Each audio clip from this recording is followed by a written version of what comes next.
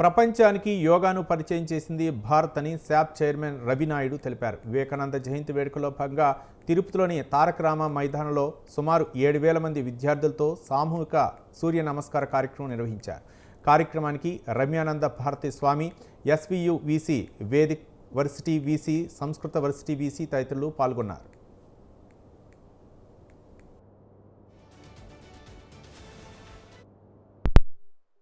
SV university Nandamuri Taraka Rama Rao గారి గ్రౌండ్లో 7,000 మంది విద్యార్థులతో సూర్య నమస్కార కార్యక్రమాన్ని వివేకానంద అకాడమీ తిరుపతి వారు బ్రహ్మాండంగా నిర్వహించారు. ఇంతమంది విద్యార్థులు ఒకేసారి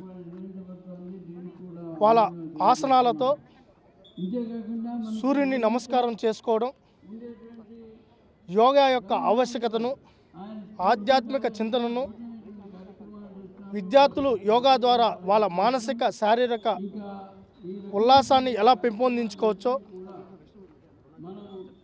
అదేవిధంగా ఆరోగ్యంగా ఉండాలంటే యోగా యొక్క ఆవశ్యకతను కూడా ఈరోజు హనుమంతరావు గారు, అదేవిధంగా చాలామంది